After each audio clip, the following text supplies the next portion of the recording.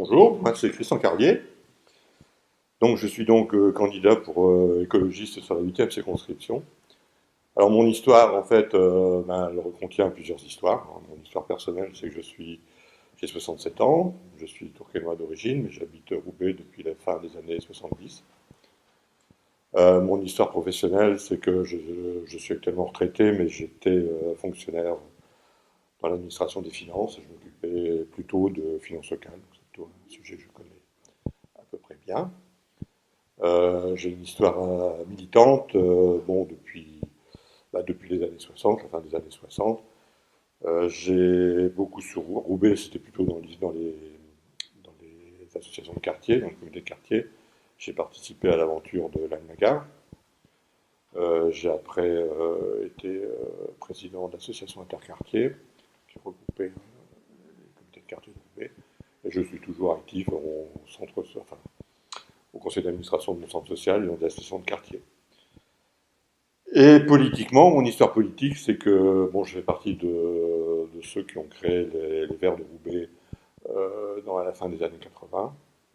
Et c'est étonnant, mais moi je suis fidèle à mon parti depuis ces années 80, c'est peut-être une exception.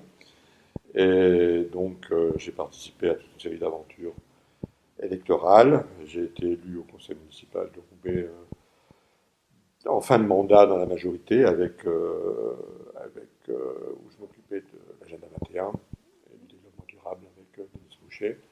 J'ai fait ensuite un mandat dans l'opposition et je vais réintégrer ce conseil municipal dans l'opposition dans les jours qui viennent. Alors pourquoi on se présente aux élections législatives? Mon histoire, et puis je crois que l'histoire de Tounes aussi, c'est des militants de terrain, en fait, hein. On n'est pas on s'est jamais présenté dans des élections nationales et dans des aventures nationales. Ce qui nous a décidé cette fois-ci, c'est que nous pensons que ces élections législatives sont importantes nationalement à Roubaix pour que des militants de terrain s'engagent dans une dynamique écologiste pour recréer, pour reconstruire, disons, une alternative politique autour de l'enjeu écologique, de la question sociale et de la question démocratique. Et ces élections législatives sont une occasion à ne pas manquer. Alors, je me présente, donc Tounes Rahim, j'ai 22 ans officiellement. Non, alors, moi je suis titulaire d'une maîtrise de droit des affaires. Dès que j'ai eu mon diplôme en main, j'ai créé et monté une association dans l'économie solidaire pour venir en aide à d'autres associations. J'ai aussi un parcours militante comme Christian Carlier, un parcours où j'ai créé déjà en 99 une association sportive de football féminin dont j'étais la présidente avec 6 à 7 clubs roubaisiens. Donc l'objectif c'était de permettre à des filles des quartiers populaires de pouvoir faire une activité sportive qu'elles aimaient. Donc j'avais aussi d'autres activités militantes de soutien de locataires, de soutien d'associations de jeunesse. Et en 2000, je me suis lancée dans l'aventure politique, dirons-nous. Et j'ai participé à l'élection avec la liste Europe Écologie, les Verts de Roubaix. À l'époque, c'était les Verts de Roubaix. Comme Christian, je suis fidèle à ce parti depuis 99 maintenant. Et donc, en 2001, j'ai été élue avec la liste de René Van der Ren, donc. On avait fusionné et donc j'avais été élue et j'étais adjointe à la jeunesse, à la coopération internationale et l'égalité des chances. Adjointe à la jeunesse, j'ai lancé des grands chantiers comme la mise en place de certaines maisons pôle jeunesse que vous connaissez maintenant, le pôle ressources jeunesse de Shaper, un peu partout dans les grands quartiers qui continue à fonctionner. Et c'est ça qui fait plaisir parce que des années après, on se rend compte que ça fonctionne encore. Et puis, on a lancé une bonne activité pour les jeunes des quartiers. Donc, aujourd'hui, je suis candidate avec Christian Carlier dans cette élection législative. Comme Christian vous l'a rappelé, les élections législatives, c'est pour nous une élection très importante et surtout de pouvoir porter la parole des écologistes dans cette élection aujourd'hui pour nous est prédominant parce que on voit qu'il y a beaucoup de partis politiques qui sont et qui malheureusement changent un peu de route politique, dirons-nous, en fonction de certains aléas. On reste fidèle à nos engagements. Nous, c'est l'écologie populaire, l'écologie sociale aussi qu'on porte comme valeur. Dans des villes comme Roubaix et Waterloo, c'est très important de porter aussi cette notion d'écologie sociale. Alors, juste un petit mot, pour moi, c'est très important de pouvoir participer avec Christian Carlier parce que pour moi, Christian est quelqu'un de très important. Ça fait des années que je travaille avec Monsieur Carlier. C'est un homme de valeur et c'est un homme de parole. Et c'est ça qui est important dans la vie politique parce qu'on a beaucoup de personnes, en fait, de politiciens qui viennent en fonction de la saison, en fonction du moment, qui changent de discours, qui changent de casquette ou qui ne sont pas capables d'aller jusqu'au bout de leur engagement. Ça fait plus d'une vingtaine d'années que je connais Christian. C'est un homme très droit, c'est un homme de valeur, un homme honnête, intègre et sincère. Et c'est surtout un homme de dossier, un homme travailleur. Bien sûr, il n'aime pas les grands discours politiques, etc. Mais quand il y a une idée en tête et quand il y a un dossier à prendre en main, il va jusqu'au bout. Et c'est ce qui est formidable. C'est un homme qui, pendant des années, a été président de notre groupe des Verts et il a su nous cadrer et il a su nous faire aller vers l'objectif qu'on s'était fixé. Donc voilà, Christian, je te redonne la parole parce que quand je dois parler de toi et de tout ce que tu as fait, c'est... Voilà. Donc c'est une personne qui gagne à être connue parce que il était dans le lancement des Verts de Roubaix, mais Christian, c'est un homme qui pousse plutôt les autres à aller vers les postes et qui pousse les autres à s'exprimer. Et lui derrière, c'est celui qui travaille, qui fait les petits dossiers, les petits papiers, etc. Mais il n'y a pas un ego surdimensionné pour prendre lui la place. Voilà. Merci Tounès. Alors moi j'ai un gros défaut. J'ai un gros défaut, je ne sais pas dire du bien des gens. Donc je ne pourrais pas dire tout le bien que je pense au Tounès Si parce tu que je ne m'aimes sais pas bien. faire. Je ne sais pas faire.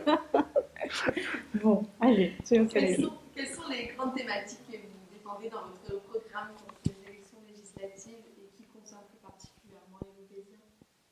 Alors nous bon c'est autour des enjeux écologiques, de la question sociale et de la question démocratique. On a trois thèmes. Le premier, c'est l'environnement, mais c'est protéger l'environnement pour préserver notre santé. C'est-à-dire de faire le lien entre l'environnement et la santé de tout le monde. Ça touche à l'air. Hein. Il faut voir qu'actuellement, les choses essentielles à la vie sont menacées. Bon. L'air est pollué. Bon, il y a des particules, pollution aux particules fines. Donc c'est un sujet de santé publique important, qui est une cause de mortalité non négligeable.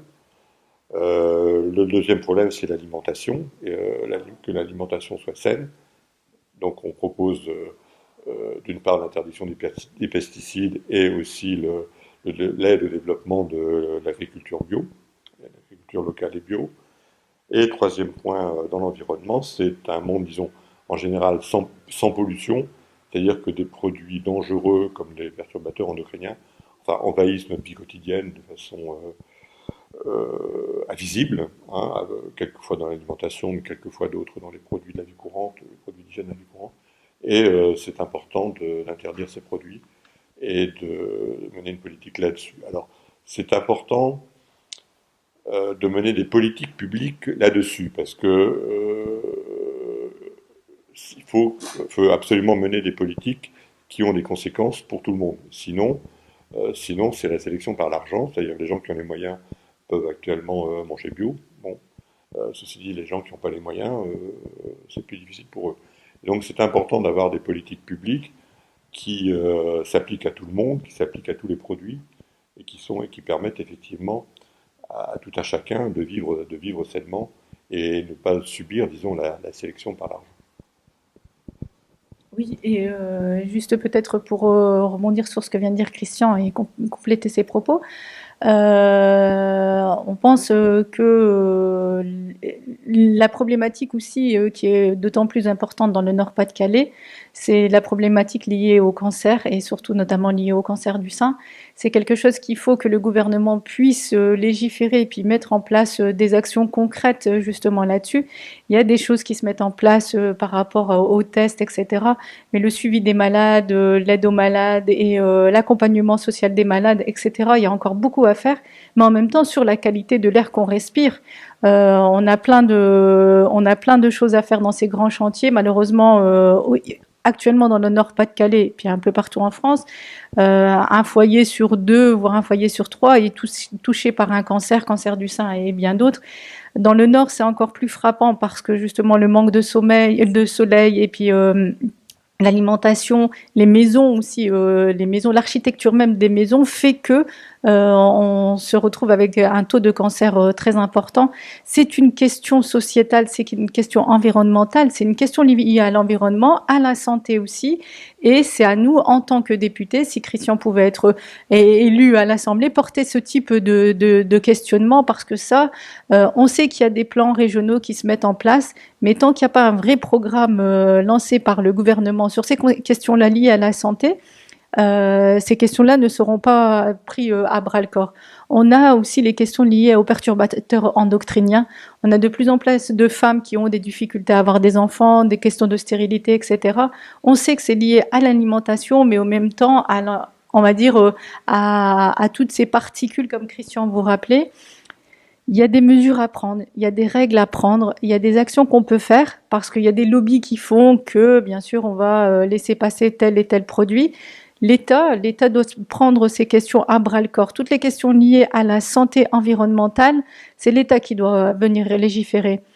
Au quotidien, tous les jours, en fait, on peut améliorer la vie des habitants et la vie des enfants aussi, en leur donnant des repas bio tous les jours dans les cantines, dans les restaurants scolaires. Ça, c'est aux municipalités à mettre en place, mais c'est aussi l'État qui peut venir aider les producteurs bio et aider aussi les petites chaînes locales, etc., pour pouvoir leur donner un coup de pouce et permettre aux familles, mais aussi aux collectivités territoriales, aux collectivités locales, justement de s'approvisionner chez ces producteurs locaux et de permettre tout doucement, à faire baisser les coûts, parce que malheureusement, on ne fait pas du bio dans les cantines parce que ça coûte cher. C'est inadmissible, en sachant que nos enfants sont notre avenir. Donc il faut commencer à miser dès la maternelle sur l'alimentation des enfants pour pouvoir leur donner une vie saine. Et ça, le gouvernement peut légiférer et peut donner des aides aux mairies, aux collectivités qui se lancent dans des marchés de restauration bio, par exemple. Voilà. Alors, peut-être partir sur le deuxième point essentiel aussi sur la solidarité, etc. Le deuxième point, c'est la solidarité, la question sociale, disons la solidarité et l'égalité. Le travail, on pense qu'il faut reprendre le chantier de la réduction du temps de travail. Il faut aussi augmenter le SMIC et les minima sociaux. Il y a maintenant des situations d'urgence, toute une série de gens. Et on pense aussi qu'il faut remettre en chantier, disons, le, le revenu universel inconditionnel qui a fait peut-être une percée inattendue dans les dernières élections présidentielles, mais qui n'a pas forcément été compris. Et donc il faut remettre ça en chantier, peut-être pas dans une mise en place immédiate compte tenu des conditions politiques, mais en tout cas en termes de chantier de réflexion pour préparer l'avenir. Après, il y a des problèmes d'égalité, c'est des problèmes de discrimination. Discrimination à l'embauche, discrimination à l'accès au logement, les inégalités salariales entre hommes et femmes, c'est un chantier important. Et troisième thème disons la question démocratique. Tout le monde voit bien qu'au niveau du fonctionnement politique et des institutions, ça marche pas très bien. Et donc il faut travailler, disons, pour une politique revivifiée.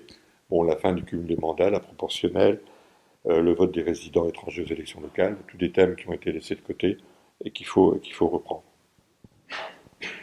Autre chose sur le programme Oui, peut-être parce que j'ai des questions aussi qui me tiennent à cœur et que voilà sur peut-être à ajouter sur la question sociétale de l'augmentation des minima sociaux. Aujourd'hui, on a encore 9 millions de Français qui vivent en dessous du seuil de pauvreté.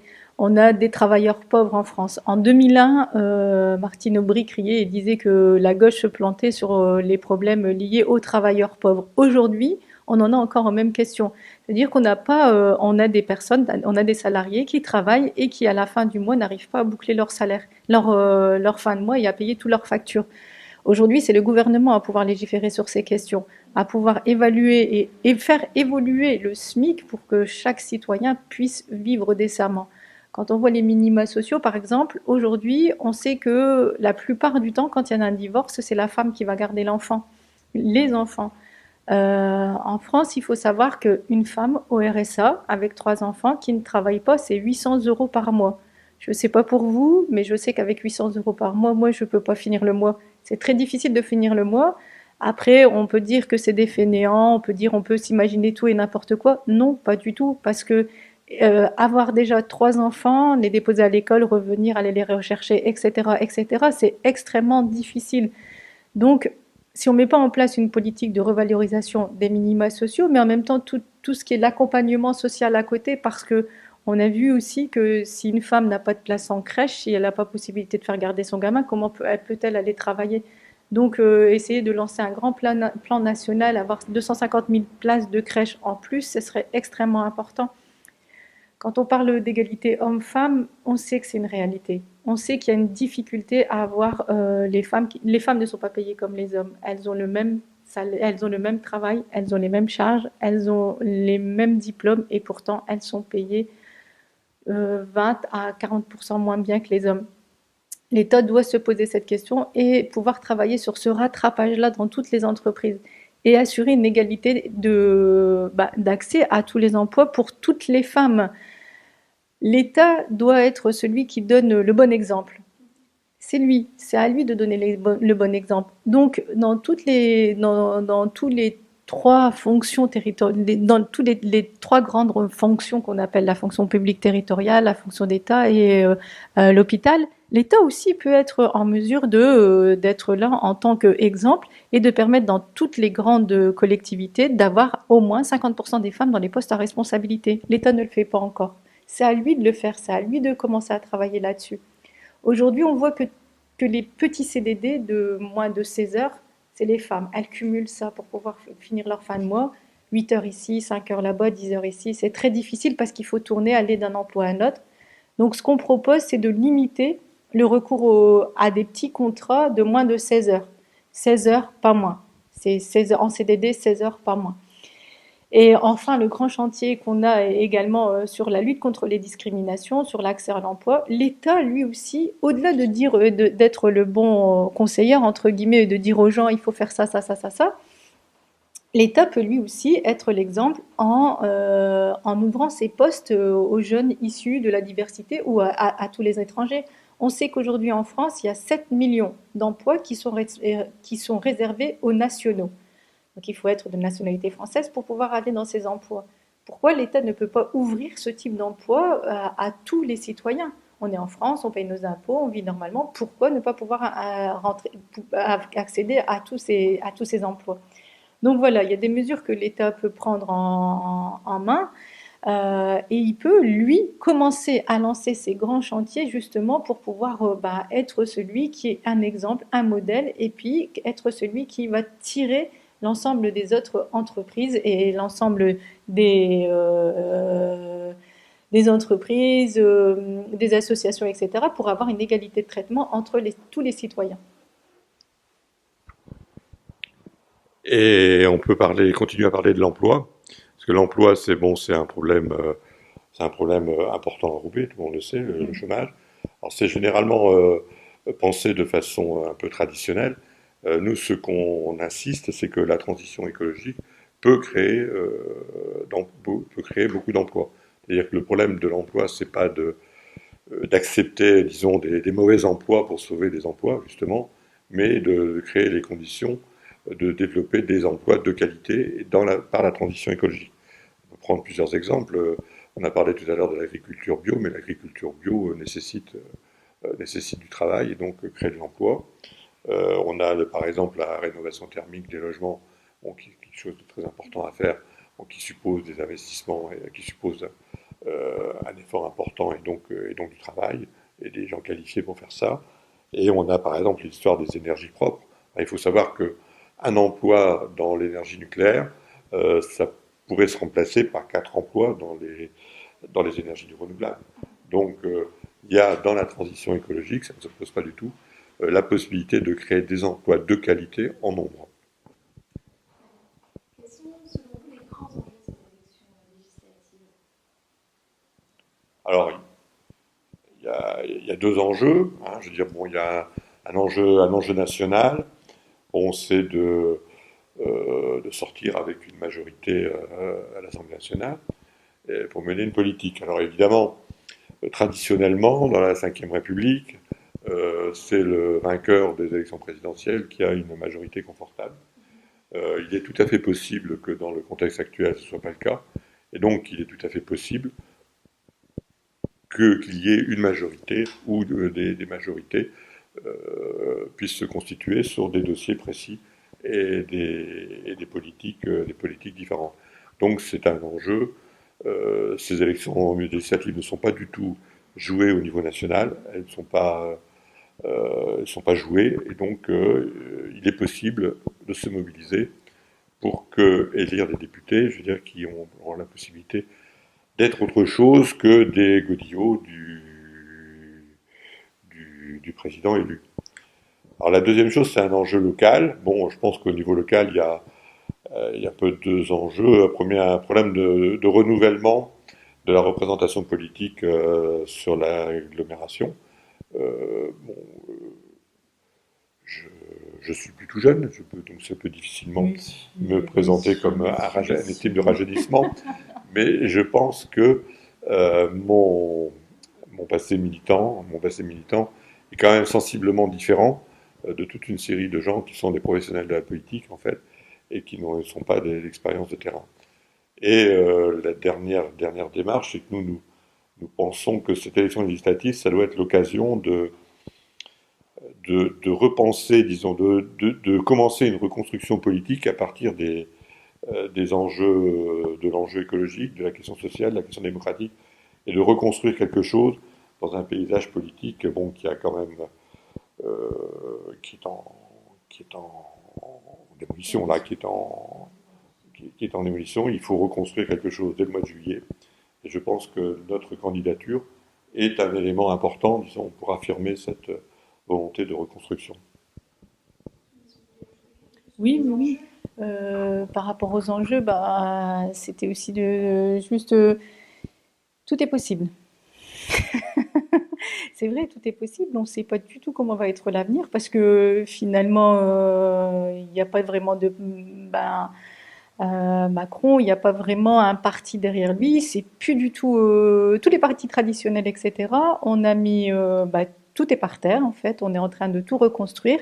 On est vraiment, je pense, dans, on est à la croisée de chemin et en même temps, on va innover. Ce qui va sortir ne sera jamais sorti des autres élections parce que tout est nouveau. Le Parti socialiste, les différents partis politiques habituels et traditionnels, entre guillemets, ben, c'est fini. On ne va pas les retrouver dans la même configuration, on ne va plus du tout les retrouver dans dans les mêmes formes. Toutes les cartes sont rebattues et je pense que c'est aussi à nous, écologistes, qui sommes là avec des valeurs de gauche, des valeurs sociales, de continuer à réaffirmer ces valeurs. Je pense il faut pas justement aller vers une politique de l'échec. Ben voilà, maintenant tout est à reconstruire. Il faut arrêter les partis politiques, il faut tout rechanger, etc. Il faut garder ces valeurs. Nous, on défend l'environnement. On défend l'environnement, bien sûr. On défend les individus, on défend les citoyens, et on veut aussi porter une parole sociale. Et c'est cette parole-là aussi qu'on doit pouvoir porter au niveau national, continuer à porter et être là. Les petits partis politiques, etc., on dit qu'ils ont tendance à partir à telle et telle élection. Ça, on est là, on résiste, on continue à parler, on continue à résister, on continue à être là. Et je pense qu'on a une parole politique à garder, à porter au niveau national et à pouvoir défendre surtout et avant tout les idées et les valeurs des écologistes, mais aussi porter et défendre les intérêts des Roubaisiens et des Ouattrolosiens. Comme on vient d'en discuter, là, on a vécu une campagne présidentielle un peu spéciale, enfin, qui ne rentre pas dans le schéma classique des campagnes présidentielles précédentes. Et puis nous, sur le travail de terrain qu'on a pu faire auprès des Roubaisiens, on s'est rendu compte qu'il y avait un souci de confiance entre les électeurs et les élus. Moi, j'aimerais avoir votre ressenti par rapport à ça, et en tant qu'écologiste Les Verts, comment vous voyez le rapport entre les élus et puis les électeurs aujourd'hui? Alors, c'est effectivement, enfin ça nous on constate évidemment dans bon, les gens qu'on voit, les marchés, etc. Il y a une grave crise de confiance entre les gens qui font la politique, disons, et puis les électeurs, pas seulement les élus finalement. Alors, c'est difficile de faire comprendre qu'il ne faut pas mettre tout le monde dans le même sac, quoi, parce que on n'est pas tous les gens qui font de la politique n'ont pas tous des affaires derrière, pas tous des casseroles, quoi. Donc, donc il ne faut pas tout mélanger. Ceci dit, il ne suffit pas de le dire. Je pense que les gens ne croient pas sa parole. Ils ont, je crois, plein de bonnes raisons de ne plus croire parole. Je pense que c'est dans nos actes, dans nos activités, dans notre comportement qu'on peut changer ça. La deuxième chose, c'est beaucoup plus profond, c'est, je dirais, l'efficacité de notre action. Parce que bon, il ne suffit pas de dire qu'on est honnête, intègre, bon, c'est des affirmations, mais encore faut-il que quand on a une responsabilité politique ou élective, on serve à quelque chose. C'est-à-dire que si effectivement ça les gens ont l'impression que ça ne change rien, je veux dire, ils ont évidemment toutes les bonnes raisons de se désintéresser de tout ça. Donc c'est un chantier difficile. Il n'y a pas de réponse miracle, hein, il n'y a pas de baguette magique. Je pense que c'est une question de pratique des élus, des gens qui font de la politique.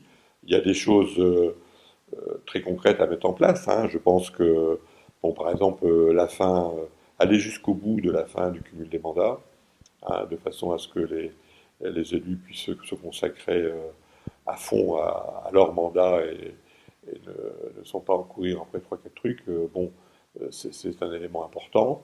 Il y a il y a plein de choses comme ça, je veux dire, dans le comportement dans la pratique quotidienne à changer. Bon, alors les affaires qui sont sorties, bien évidemment, tout le monde est d'accord maintenant. Donc, les assistants d'élus ne doivent pas être recrutés dans la famille, des choses comme ça. Tout le monde est apparemment maintenant de plus en plus conscient qu'il faut faire attention à ne pas favoriser sa famille dans ses affaires. Bon, c'est quand même inquiétant, disons qu'il est nécessaire que ces choses-là soient rendues publiques pour que les gens ne se sont pas rendus compte de ça tout seuls, quoi, que ce n'était pas nécessaire. Après, nous, on propose, par exemple, très concrètement, par exemple, c'est par rapport à la réserve parlementaire, par exemple, qui fait jaser pas mal, hein, sur les histoires de préférence et le soupçon de clientélisme qu'il y a par rapport à ça. Nous, on propose carrément de la supprimer, hein. Tout le monde propose maintenant, va vers la mise en place d'un jury citoyen ou d'un conseil collectif qui permet d'attribuer dans des conditions à peu près transparentes. Nous, on propose de la supprimer carrément, parce qu'en fait, le rôle d'un député, c'est pas de distribuer des subventions, mais de voter les lois et de contrôler l'action du gouvernement, enfin de mener au niveau de la politique nationale. Par contre, nous, on insiste, bon, c'est de la supprimer, on n'est pas les seuls, hein, c'est une idée qui chemine, mais ce qu'on insiste beaucoup, c'est qu'il faut récupérer les crédits pour faire quelque chose d'intelligent avec, parce que faut voir que l'ensemble des réserves parlementaires, ça fait quand même un montant qui n'est pas négligeable. Et il ne faudrait pas que ces crédits disparaissent dans un puits sans fond on ne sait pas quoi. Donc nous, ce qu'on propose, c'est que les crédits de ces réserves parlementaires soient affectés à un fonds associatif national qui permet de financer des actions, des initiatives, des actions associatives ou autres, en dehors, disons, de la contrainte de l'accord communal. Parce que tout le monde sait bien que pour financer les associations, maintenant, la condition sine qua non, c'est l'accord de la commune qui participe, et qu'il est très difficile à une association d'avoir des financements autrement. Donc, c'est quand même un handicap pour avoir une pensée et une action autonome. Donc on pense que affecter ces crédits actuellement affectés aux réserves parlementaires, à un fonds national finançant ce genre d'initiative, ce serait vraiment une bonne chose qui ferait avancer la démocratie locale. Sur le rapport de confiance entre les politiques et les électeurs, est-ce que vous avez envie d'ajouter quelque chose? Oui, peut-être quelques petites fois un petit complément. C'est vrai qu'avec toutes les affaires qu'il y a eu, on peut que comprendre, et d'ailleurs nous-mêmes, quand on voit les grands scandales politiques qu'il y a eu actuellement, on se dit bah tout est pipi d'avance, et puis bah c'est vrai, ils vont faire pour leur famille, pour ça, pour ça, pour ça. Après, tout est une question de, voilà, d'intégrité et de confiance. Je pense que même si ces histoires-là d'avoir embauché telle et telle personne, je crois que c'était su, tout le monde le savait, c'était bien, il y avait un bon dispositif qui était là-bas, bien organisé, etc. Donc tout était bien, on va dire, tout était bien camouflé. Et c'est sorti, c'était juste, ces affaires-là sont sorties juste pour embêter l'un, pour embêter l'autre, etc., etc. Je crois qu'il faut que vraiment l'administration et puis le politique euh, se penche sur ces questions pour pouvoir justement essayer de faire que l'action politique soit le plus honnête et la plus transparente possible. C'est des choses qu'on pouvait éviter, en toute honnêteté, c'est des choses qu'on pouvait éviter. Il suffisait de publier la liste il suffisait de publier toute la liste des attachés parlementaires et puis tout le monde aurait pu voir que un tel prenait sa fille, son fils, etc. Donc ça, c'est des règles de bon sens, mettre en place des critères, des commissions de transparence, des commissions d'évaluation. Je pense qu'on est quand même en France, on est dans un état de droit, on pouvait évaluer toutes ces politiques, on pouvait évaluer, on peut aussi, par exemple, Christian, vous rappelez l'histoire de la réserve, pas l'histoire, mais la question de la réserve parlementaire. Tout le monde ne connaît peut-être pas, donc chaque parlementaire, donc chaque député a une petite cagnotte qui peut donner à telle et telle association. Là aussi, à qui va cette cagnotte? Qu'est-ce qu'on en fait? Je pense que voilà, on sait très bien que ça permet de maintenir un petit clientélisme, un petit quota d'associations qui, aux prochaines élections, on est sûr qu'ils vont voter pour tel et tel député. Donc ça aussi, toutes ces listes d'associations, on pourrait les publier. Le publier pas au journal officiel qui n'est lu par personne, qui est dans un coin, mais dans les journaux locaux, par exemple, les mettre sur le site internet de l'élu, ben voilà, tel député y avait donné à telle association. La transparence, en fait, l'État français peut le faire. Je dis l'État français parce que c'est l'État français peut le faire, à condition de vouloir le faire. Et nous, on part et on plaide pour une démarche justement de transparence dans toutes ces commissions d'attribution, ces petites aides, ces petites mannes qu'on a dans le côté. Il faut être transparent. Si on peut la supprimer, cette réserve parlementaire, c'est mieux, parce qu'on en voit les dérives maintenant. On en voit vraiment les dérives. Mais si elle devait continuer à perdurer, ben voilà, une transparence absolue. Sur les règles par rapport à l'accessibilité, entre guillemets, avec les élus. On a été élus, on est élus, et on est des citoyens modestes et des citoyens totalement accessibles. Je pense après c'est un état d'esprit et puis une volonté de le faire. Si on se dit on est député, on reste à l'Assemblée nationale, on parle plus avec les citoyens, et puis on vient de temps en temps dire à tel je vais t'aider, faire un petit courrier pour avoir un logement, appuyer tel. Bah oui, bien sûr ça coupe un certain lien. Mais si on est là régulièrement en tant qu'élu, c'est ce que on préconisait. De toute façon, si on avait la joie d'avoir Christian comme député, Christian s'était engagé à faire des permanences régulières, à pouvoir être accessible. On a toujours été accessible, on se l'ajoute pas, ouais, nous on reste modeste, on reste des citoyens lambda, donc c'est pour ça. Je pense l'accessibilité et puis notre modestie fait que on restera des élus accessibles et des élus près des citoyens. Dernière question. Pourquoi les électeurs de la 8e circonscription doivent voter pour vous? Parce qu'on est les meilleurs. On est les gentils. Nous, on est les gentils et on veut changer le monde. Pardon. Je pense que euh, on donne une occasion de voter pour quelque chose de positif, quoi. Toutes les élections, ces dernières élections, on a proposé aux électeurs de voter contre. Bon, voter contre pour éviter ci, pour éviter ça. Nous, l'occasion là que les gens ont, c'est de voter pour quelque chose de positif, pour un projet, le projet qu'on a défini, là, notre projet écologique pour une société écologique, solidaire, ouverte.